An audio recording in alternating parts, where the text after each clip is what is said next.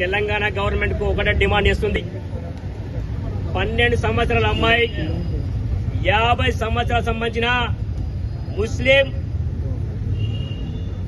అత్యాచారం చేసి అక్కడ ఎలాంటి మరకలు అన్ని క్లీన్ చేయడం జరిగింది. కేసులు తప్పుతో పట్టించడానికి అమ్మ నాకు 10,000 రూపాయలు ఇచ్చి మీరు హైదరాబాద్ తీసుకుపోండి, మీ బిడ్డ ఇక్కడ ఎలాంటి ట్రీట్మెంట్ దొరక అని చెప్పేసి చెప్పడం జరిగింది. ఒకటి వైపు పిఎస్లో కాంప్లైంట్ చేశాడు. వాళ్ళ మేనమామ ఏంది ఇంత దారుణం జరుగుతుంది, బ్లడ్ ఎందుకు బ్లీడింగ్ అవుతుందని చెప్పేసి అమ్మాయికి మరి ప్రశ్నిస్తే అమ్మాయి చెప్పింది, మామ ఇట్లా ఒక కషాయం అన్నకి ఇలా చేసిన చెప్పింది. అంటే వాడికి ఒక మన్మరాలు లాంటి పరిస్థితి వల్ల ఎంత మూర్ఖత్వం చూడండి. వల్ల ఇక్కడ మినిస్టర్ గారు వచ్చారు, మేము బాగోలు చూసుకున్నామని చెప్పి వెళ్ళిపోయారు, అంతే వెళ్ళిపోయారు. వారు హరీష్ రావు గారు వచ్చారు, మీకు బాగోలు చూసుకుంటే వెళ్ళిపోయారు. కానీ ఎవడైతే ఇవాళ ఒక అమ్మాయి పైన ఇలాంటి దారుణంగా చేసిండో మన పని ఇలాంటి యాక్షన్ కావాలని ఎవరు మాట్లాడలేకపోయారు. అందరికీ ఓట్లే కావాలి. ఇవాళ హిందువుల ప్రాణం అంటే ప్రాణం కాదు, ఎవరికి అవసరం లేదు. ఇవాళ వాళ్ళు ఓట్ల గురించి బతుకుతారు ఇవాళ. కాబట్టి మేము ఒకటే డిమాండ్ ఇస్తాం ఈ యొక్క ప్రభుత్వానికి. అమ్మాయి యొక్క పరిస్థితి దారుణంగా ఉంది కాబట్టి వారికి ₹1,00,000 కోటి రూపాయలు ఎక్స్గ్రేషియా ప్రకటించాలి ఈ యొక్క తెలంగాణ ప్రభుత్వం డిమాండ్ చేస్తున్నాం. వాళ్ళ యొక్క ఖర్చుల గురించి ₹10 లక్షల ఇవ్వాలని డిమాండ్ చేస్తున్నాం. అంతేకాదు వాళ్ళ అమ్మ నాన్న లోపల ఎవరైతే మంచి ఎడ్యుకేటరో వాళ్ళకి గవర్నమెంట్ ఒక ఉద్యోగం ఇవ్వాలి. తెలంగాణలో ఇవి కామన్ గా ఇప్పటికీ చాలా జరిగినాయి. కొన్ని ఇష్యూలు మాత్రం బయటకు వచ్చినాయి, ఇంకా మిగతా బయటకు రాలేవు. ఎందుకంటే ఒక మామ వల్ల ఒక కోడల యొక్క పరిస్థితి వాళ్ళ బయటకు వచ్చింది. అట్లా అందరు ధైర్యం చేయలేకపోతున్నారు, లోపల వెళ్ళిపోతున్నాయి. దీని ఇష్యూని కూడా అక్కడనే కంప్లీట్ చేయాలనుకున్నారు, కానీ వాళ్ళ మామ వల్ల బయటకు వచ్చింది. మేము ఒకటి అడుగుతున్నాం, ఎక్కడి 3 మినిస్టర్లు ఉన్నారు ఖమ్మం లోపల, ఏం చేశారని ఒక్కరికి ప్రకటన ఇవ్వలేకపోయారు. రేవంత్ రెడ్డి గారు ఇవాళ మీరు సీఎం గారా, హోమ్ మినిస్టర్ మీరే కదా, ఎందుకు ఒక మాట కూడా బయటకు వచ్చి వాళ్ళ మీరు మాట్లాడలేకపోతున్నారు? అంటే ఒక రజక కులం అమ్మాయి యొక్క ఒక జీవితంగా కనపడకొచ్చిందా మీకు? మీకు ఎవడైతే తీవ్రవాదిలాగా ఉన్నాడో వాడు అమ్మాయి పైన అత్యాచారం చేసినాడో వాడే మీకు కనపడుతున్నాడా? మేము ఒకటే యొక్క ప్రభుత్వాన్ని డిమాండ్ చేస్తున్నాం, జ్యుడిషియల్ ఎంక్వైరీ చేయండి, ఈ దోషిని ఉరిశిక్ష ఇవ్వాలని చెప్పి డిమాండ్ చేస్తున్నాం. లేదంటే ఈ యొక్క హిందూ సమాజం యొక్క ఆగ్రహానికి గురి కావాల్సింది ఈ యొక్క రేవంత్ రెడ్డి గారిని మేము హెచ్చరిక ఇస్తున్నాం. అన్నావు కదా ఇంతకు ముందే నేను రేవంత్ తిన్నానని చెప్పావు, అది ఇవాళ చూపిస్తున్నావా? ఇవాళ చూపిస్తున్నావా? బీద కులం ఇలాంటి పరిస్థితి ఉన్నది, దారుణమైన పరిస్థితుల్లో కుటుంబం వస్తుంది. ఒక రజక అమ్మాయి ఇప్పటికీ మాట్లాడలేకపోయావు, ఎందుకు ధైర్యం సరిపోవట్లేదా? ముస్లిం వ్యతిరేకంగా మాట్లాడే ధైర్యం సరిపోవట్లేదా? ఎందుకు మాట్లాడలేకపోతున్నావు? కాబట్టి ప్రభుత్వం చిత్తశుద్ధితోటి ఎవరైతే ఈ యొక్క దోషి ఉన్నాడో వాడిపై జ్యుడిషియల్ ఎంక్వైరీ జరగాలి, వాడిని ఉరిశిక్ష తీయాలని మేము డిమాండ్ చేస్తున్నాం. లేదంటే సమాజం ఊరుకోదు పెద్ద ఎత్తున ఉద్యమం చేసి రేవంత్ రెడ్డి గారు హిందువుల యొక్క శక్తిని మీకు చూపిస్తామని ఇలా హెచ్చరిక ఇస్తున్నాం. సో కలవడం జరిగింది కదా సార్ వాళ్ళ ఫ్యామిలీ వాళ్ళని, ఆయన పాపను కూడా చూసిండ్రు. మీకు ఏమనిపిస్తుంది? ఎందుకు ఇలాంటి ఆకృత్యాలు జరుగుతున్నాయి? ఎందుకు మనుషుల మధ్యలో ఇలాంటి రాక్షసత్వం ఎందుకు బయటకు వస్తుంది? ఇది ఏం కొత్త కాదు, అనేక సంవత్సరాలుగా మనం చూస్తున్నాము. ఏ జిహాదీ మూకలు, ఇస్లామిక్ జిహాదీ మూకలు ఉన్నాయో వాళ్ళ యొక్క తర్ఫీదే అట్లాంటిది. వాళ్ళు ప్రపంచం లోపల అడుగుపెట్టినప్పటి నుండి కూడా చేస్తున్న కృత్యాలు ఇవే. 712లో మన భారతదేశానికి వచ్చినప్పుడు చేసింది ఇదే, 1947లో చేసిన దుర్మార్గం ఇదే. ఈ దుర్మార్గులో నిన్న నేను మినిస్టర్ గారి స్టేట్మెంట్ విన్నాను. అమ్మాయి పాపం ముక్కు పచ్చలారని అమ్మాయి, ఆమె ఈ విధంగా అత్యాచారం జరిగింది కాబట్టి ప్రభుత్వము తన యొక్క ఆ అమ్మాయి యొక్క బాగోలు చూసుకుంటుందని నీమ్స్ కు మేము తరలించినామని చెప్పింది. బట్ ఎక్కడ కూడా ప్రభుత్వం కానీ, ప్రభుత్వ మినిస్టర్లు కానీ, అక్కడ ఉన్న కలెక్టర్ కానీ ఈ విషయం చెప్పలేదు. ఏ దుర్మార్గుడు అయితే అమ్మాయిని అఘాయిత్యం చేసిండో వాడి మీద ఏం కేసు తీసుకుంటాము, ఎన్ని రోజులు వాళ్ళని లోపలికి పెడతాం ఒకటి. రెండవది, ఇది దేశం మొత్తం జరుగుతున్నది, మన తెలంగాణలో జరుగుతున్నది, హైదరాబాద్ జరుగుతున్నది, మొత్తం జరుగుతున్నది. ఈ దుర్మార్గంగా ఎవరైతే వ్యవహరిస్తున్నారో వాళ్ళు ఎవరు వ్యవహరిస్తున్నారు? జిహాదీ మూకలే కదా, ఇస్లామిక్ జిహాదీ మూకలే కదా. వాళ్ళు ఈ విధంగా చేయడానికి, ప్రవర్తించడానికి కారణం ఏంటి? వాళ్లకు మీరు మదర్సాలు ఓపెన్ చేస్తారు, వాళ్ళు డబ్బులు ఇస్తారు, మోర్ల వీళ్ళకి ఇస్తున్నారు. ఇట్లాంటప్పుడు వాళ్ళు జవాబుదారం తీసుకుంటున్నారా? ప్రభుత్వం ఎక్కడన్నా అక్కడ ఎంక్వైరీ చేసిందా ఏ మసీదులో గానీ ఏ మదరసాలో గానీ ఏం చదువుతున్నది ఏం చెప్తున్నారు వాళ్ళని. తర్వాత ఇంకోటి ఏ సవాబ్కా విషయం అంటారు. అంటే సవాబ్ అంటే వాడు అకృత్యాలు చేయడము అత్యాచారాలు చేయడము వాడికి పుణ్యం అన్నమాట. అట్లాంటి వర్గంతో మనం ఉండాలంటే ఏ విధంగా జరుగుతుంది. కాబట్టి ఇది హిందూ సమాజం అర్థం చేసుకోవాలి. హిందూ సమాజం ఈ రోజు ఇన్ని వందల సంవత్సరాలుగా మన మీద ఎవరైతే దాడులు చేస్తున్నారో, ఎవరైతే అకృత్యాలు చేస్తున్నారో, విధ్వంసం సృష్టిస్తున్నారో, మన గుళ్ళు గోపురాలను ధ్వంసం చేస్తున్నారో, మన అక్క చెల్లెల్ని టార్గెట్ చేస్తున్నారో, ఆ దుర్మార్గులతో మనం దూరం ఉండాలి. వీళ్ళంతా గంగా జమున తైజమంటారు కదా. ఏ మౌల్యం అన్నా బయటకు వచ్చిండా, ఏ ముస్లిం లీడర్ బయటకు వచ్చిండా, ఎవడన్నా ఫత్వా ఇష్యూ చేసిండా, ఈ దుర్మార్గంగా ఎవరైతే వ్యవహరిస్తున్నారో వాడిని మేము మీరు తెలుస్తామన్నారా? వీళ్ళు ఎప్పుడు కూడా రారే. అదే మన వినాయక చవితి వస్తే బయటకు వచ్చి రాళ్ళు కొడతారు, హోలీ వస్తే బయటకు వచ్చి రాళ్ళు కొడతారు, దీపావళి వస్తే బయటకు వచ్చి రాళ్ళు కొడతారు. ఆ సమాజంతోనా మనం గంగా జయంతి అనుకోవాలి. కాబట్టి ఈ రోజు హిందూ సమాజం ఆలోచించాలి. ఏ దుర్మార్గులైతే మనం రాక్షసులుగా మనం వివరిస్తున్నారో అట్లాంటి దుర్మార్గులు ఈ విధంగా వివరించడానికి కారణం ఏంటి? కారణం ఏంటి? వాళ్ళు ఏదైతే తర్ఫీజ్ జరుగుతున్నదో, వాళ్ళకి మౌలికలు ఏదైతే చెప్తున్నారో, వాళ్ళ మదరసాలు చెప్తున్నారో అదే కారణము. కాబట్టి ముందు ఇక్కడున్న ప్రభుత్వాలు చేస్తున్నాము. ఏది ఉత్తర భారతదేశంలో చూస్తున్నాము. ఇట్లాంటి ఇన్సిడెంట్ జరిగినప్పుడు మూలాలను వాళ్ళు వెతుకుతున్నారు. ఎక్కడైతే ఉన్నదో మీరు ఏది మన యూపీలో చూసిండ్రు, మధ్యప్రదేశ్లో చూసిండ్రు, రాజస్థాన్లో చూసిండ్రు. వాడు ఎక్కడైతే మదర్సా నడుతుందో మదర్సాకు పెద్ద ఎవడో వాణి పట్టిండు. మరి ఇక్కడ కూడా నేను చెప్తున్న హోమ్ మినిస్టర్ గారు మీరే కదయ్యా, రేవంత్ రెడ్డి గారు మీరే కదా మా హోమ్ మినిస్టర్. ఈ దుర్మార్గంగా చేస్తున్నది ఇది మొదటి కాదు. ఇట్లాంటి అనేక అకృత్యాలు జరిగినాయి. వీడికి తర్ఫీదు ఎక్కడి నుంచి దొరికింది? వీడికి సపోర్ట్ చేస్తున్న సమాజం ఎవరు? వీనికి ఎటువంటి లీగల్ ఎయిడ్ దొరకకుండా చూడాల్సిందే. అది సమాజం బాధ్యత కూడా. ఇట్లాంటి దుర్మార్గులు రాక్షసులుగా విధంగానే వ్యవహరించాలి. కాబట్టి ప్రభుత్వము ముందు ఈ మదర్సాల మీద యాక్ట్ చేయాలి.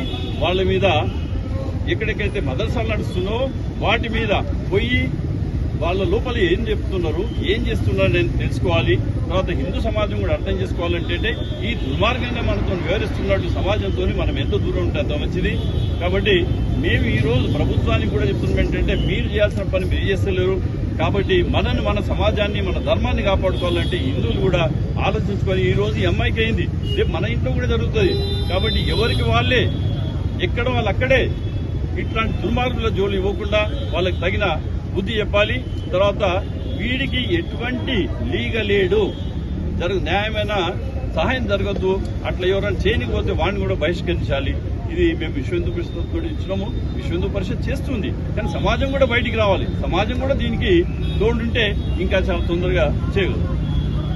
నిందితుడు ఎవడైతే ఉన్నాడో ఇప్పటి వరకు మీకు ఒక రాజకీయ కోణము మాత్రమే తెలుసు, మతం మాత్రమే తెలుసు.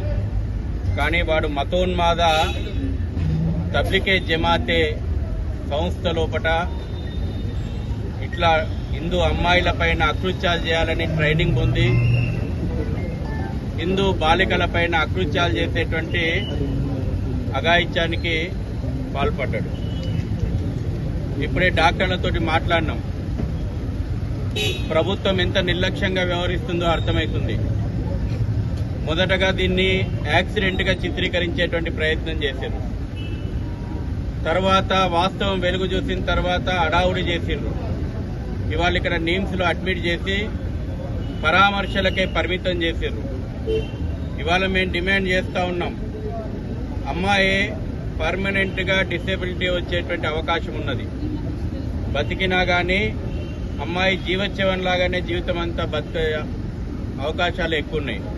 కాబట్టి ప్రభుత్వం వెంటనే ₹1 కోటి ఆ అమ్మాయి పేరు మీదన భవిష్యత్తు వైద్యం కోసం డిపాజిట్ చేయాలని డిమాండ్ చేస్తూ, అదేవిధంగా తల్లికి కుటుంబం లోపల ప్రభుత్వ ఉద్యోగం ఇవ్వాలని డిమాండ్ చేస్తా ఉన్నాం. ఇక కేసు విషయానికి వస్తే మేము కేసు పెట్టినాం, దర్యాప్తు చేస్తున్నామని ప్రభుత్వం ప్రకటించింది. సీసీ కెమెరాలు ఎందుకు పనిచేయలేదు? ఎందుకు మాయమైనాయి సీసీ కెమెరాలు?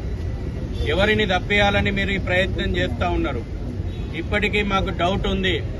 ముఖ్యమంత్రి మాట్లాడిండు ఎలక్షన్లలో ముస్లింస్ అంటే కాంగ్రెస్, కాంగ్రెస్ అంటే ముస్లింస్ అని. నిన్న పరామర్శించిపోయినటువంటి తుమ్మల నాగేశ్వరరావు కూడా ఎన్నికల లోపల ముస్లింస్ అంటే కాంగ్రెస్, కాంగ్రెస్ అంటే ముస్లింస్ అని మాట్లాడిండు. ఇప్పటికే నిందితుని తప్పియడానికి తబ్లిగే జమాతే లాంటి మతోన్మాద సంస్థ ప్రయత్నాలు ముమ్మరం చేసింది. కాబట్టి మేము డిమాండ్ చేస్తా ఉన్నాం, రిటైర్డ్ హైకోర్టు సిట్టింగ్ జడ్జి పర్యవేక్షణ లోపట రిటైర్డ్ హైకోర్టు జడ్జి పర్యవేక్షణ లోపట ఫాస్ట్ ట్రాక్ కోర్టు ఏర్పాటు చేసి రోజువారీ విచారణ చేపట్టి కఠినంగా శిక్షించి ఈ రాష్ట్రం లోపట అమ్మాయిలకు పిల్లలకు భద్రత ఉంది అని రుజువు చేయాల్సినటువంటి బాధ్యత ప్రభుత్వం మీద ఉంది. వెంటనే ఆ రకమైనటువంటి ఒక కమిటీని మీరు ఏర్పాటు చేయండి. 4 రోజుల తర్వాత మళ్ళీ మనందరం కూడా మర్చిపోతాం. ఆ అమ్మాయి మాత్రం జీవితం అంతా కూడా నరకం అనుభవిస్తుంది. నిందితుడు 4 రోజుల తర్వాత బెయిల్ పొంది స్వేచ్ఛగా ఇంకా అఘాయిత్యాలకు పాల్పడతాడు. వీని మీద క్రిమినల్ బ్యాక్గ్రౌండ్ ఉంది. గతంలో కిడ్నాప్ లాంటి కేసులకు పాల్పడ్డాడన్నటువంటి నేర చరిత్ర కూడా ఈ గౌస్ పైన ఉంది. అవన్నీ కూడా దాపెట్టేటువంటి ప్రయత్నం చేస్తా ఉన్నారు. కాబట్టి మతం యాంగిల్ లోపల ఇవాళ ఈ కేసును నిర్వీర్యం చేయడానికి మత సంస్థలు ప్రయత్నం చేస్తా ఉన్నాయి. ప్రభుత్వం కూడా మొదట్లో ఉదాసీనంగా వ్యవహరించింది. ఇవాళ ప్రజలందరూ కూడా మన దృష్టికి వచ్చింది కాబట్టి ఈ మాత్రం చర్యలు తీసుకుంటున్నారు. కలెక్టర్ ఎందుకు సోయలేదు? నిమ్స్ ఆసుపత్రి లోపల అమ్మాయి చావు బతుకుల మధ్యన ట్రీట్మెంట్ అవుతుంటే కలెక్టర్గా నువ్వు ఇక్కడికి వచ్చి పరామర్శించి వైద్యం గురించి తెలుసుకోవాలన్నా లేదా? నీకు కూడా రాజకీయ ఒత్తిళ్లు ఉన్నాయా? ఇవాళ వెంటనే జిల్లా కలెక్టర్ ఇక్కడ వచ్చి అమ్మాయి వైద్యం విషయం లోపల ప్రత్యక్ష పర్యవేక్షణ చేయాలా? ఒక ప్రభుత్వ అధికారిని నియమించాలి. ఇక్కడ రోజువారీ వైద్యం అమాయకులు వాళ్ళు పేరెంట్స్ చదువుకోలేదు, తండ్రి 8వ తరగతి చదువుకున్నాడు, తల్లి రోజువారీ కూలి, వాళ్ళకి ఏం జరుగుతుందో తెలియదు. కాబట్టి ప్రభుత్వ అధికారిని ఇక్కడ వైద్య పర్యవేక్షణ కోసం నియమించాలని చెప్పేసి డిమాండ్ చేస్తా ఉన్నాం. అదేవిధంగా ఖమ్మం మనం గత కొంతకాలంగా చూస్తే వెలుగు ఏజెన్సీ ప్రాంతం కాబట్టి వెలుగు చూడని అనేక అకృత్యాలు ఖమ్మం ప్రాంతం లోపల జరుగుతూ ఉన్నాయి.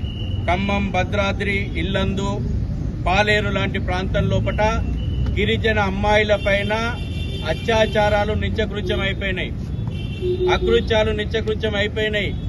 అక్కడ గిరిజనులు వాళ్ళు బయటకు వచ్చి చెప్పుకోలేకపోతున్నారు. స్థానికంగా ఉన్నటువంటి నాయకులు లోకల్ గా సెటిల్మెంట్లు చేస్తున్నారు అత్యాచారాల విషయంలో కూడా. కాబట్టి తబ్లిగే జమాత్ ఏదైతే అకృత్యాలు పాల్పడుతుందో ఆ అకృత్యాల పైన విచారణ జరపాలా. వందలాది మదర్సాలు ఉట్టుకొచ్చినాయి.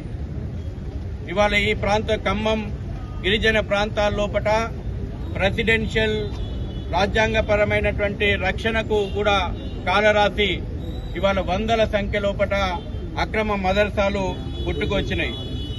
ఖమ్మం నగరం లకారం మధ్యన చెరువును ఆక్రమించి అక్రమ మదర్సా వచ్చింది. ఈ మదర్సాల కేంద్రంగా ఇటువంటి అకృత్యాలు పురిగొల్పేటువంటి యాక్టివిటీ జరుగుతుందని కూడా స్థానికంగా అనేక ఆరోపణలు వస్తున్నాయి. కాబట్టి ఈ సంఘటనను కేవలం ఒక సంఘటనగా చూడకండి. ఈ సంఘటన వెనకాల ఒక ఉద్దేశపూర్వకమైనటువంటి దాడులు ఉన్నాయి. ఇవాళ వాడు బాలిక పైన అత్యాచారం చేసి చంపేటువంటి ఆ అమ్మాయికి చనిపోయి ఉంటే ఇవాళ చర్చనే జరగకపోతుండే, అక్కడే సమాధి అయిపోతుండే ఈ అత్యాచారం యొక్క సంఘటన. కాబట్టి ఖమ్మం గిరిజన ప్రాంతాల లోపల ఖమ్మం, భద్రాద్రి, ఇల్లందు, పాలేరు లాంటి ప్రాంతాల లోపల ఇటువంటి అత్యాచారాలు అకృత్యాలు నిత్యకృత్యం అయిపోయినాయి. కాబట్టి వెంటనే మేము ప్రధానంగా డిమాండ్ చేసినట్టు బాధిత అమ్మాయికి దీర్ఘకాలికంగా ఆ అమ్మాయి జీవితానికి గ్యారంటీ ఇచ్చే విధంగా ₹1 కోటి డిపాజిట్ చేయడము, మెరుగైన వైద్యం అందించడము, హైకోర్టు రిటైర్డ్ జడ్జితో ఒక కమిటీ ఏర్పాటు చేసి, పోలీసుల మీద మాకు నమ్మకం లేదు, ఓపెన్ గా చెప్తున్నాం. పోలీసులు మొదట్లో ఇవాళ సీసీ కెమెరాలు ఎందుకు పనిచేయలేదు అనేది మా మొదటి అనుమానం. దీనికి ఖమ్మం ఎస్పీ సమాధానం చెప్పాలా, మీడియా కూడా అడగాల సీసీ కెమెరాలు ఎందుకు పనిచేయలేదు. మనం కూడా హైదరాబాద్ లో చూస్తున్నాం, సంఘటన జరగంగానే అక్కడ సీసీ కెమెరాలు పనిచేయవు. అప్పటి వరకు పనిచేస్తాయి బానే, సంఘటన జరగంగానే సీసీ కెమెరాలు పనిచేయకుండా ఉంటాయి. ఇది రొటీన్ గా చెప్పడం అలవాటు అయిపోయింది. ఈ సంఘటనలో కూడా సీసీ కెమెరాలు రికార్డు లేదని చెప్పడంతో మాకు అనుమానాలు ఉన్నాయి. కాబట్టి రాజకీయ సెటిల్మెంట్ల కోసం ప్రయత్నం చేస్తున్నారు. తబ్లిగే జమాత్ లాంటి ఒక ముస్లిం మతోన్మాద సంస్థ ఈ యొక్క కేసును నీరుగార్చే ప్రయత్నం చేస్తున్నది అనేటువంటి అనుమానాలు ఉన్నాయి. కాబట్టి వెంటనే సిట్టింగ్ రిటైర్డ్ హైకోర్టు జడ్జితోటి కమిటీ ఏర్పాటు చేసి ఫాస్ట్ ట్రాక్ కోర్టు లోపల రోజువారీ విచారణ చేసి నిందితుడిని కఠినంగా అప్పచెప్పాలి. ప్రజలు ఇప్పటికే డిమాండ్ చేస్తున్నారు. ఈ ప్రభుత్వాలు చేతగాకపోతే మాకు అప్పచెప్పండి, వానికి షరియా లా ప్రకారం ఎట్లా శిక్షిస్తామని చెప్తా ఉన్నారు. షరియా చట్టం అంటున్నారు కదా, మరి వాళ్ళ ముస్లిం మత పెద్దలు కూడా బయటకు వచ్చి మాట్లాడాలా. ఇటువంటి మతోన్మాదులు హిందూ బాలికల పైన అత్యాచారాలు చేస్తుంటే ఎందుకు మాట్లాడతలేరు? ప్రజలు అడుగుతున్నారు, ఖమ్మంలో ఉన్నటువంటి ప్రజలు, మాకు అప్పచెప్పండి, షరియత్లో అమలు చేసి చూపెడతామని చెప్పేసి. ప్రజల యొక్క ఆగ్రహం కట్టలు తెంచుకోక ముందే ప్రభుత్వాలు రాష్ట్ర వ్యాప్తంగా ఉన్నటువంటి మహిళలకు, చిన్నారులకు భద్రత కోసం కఠినంగా వ్యవహరించడం అనేటువంటి విషయాన్ని చర్యలు ప్రారంభం చేయాలని డిమాండ్ చేస్తున్నాం.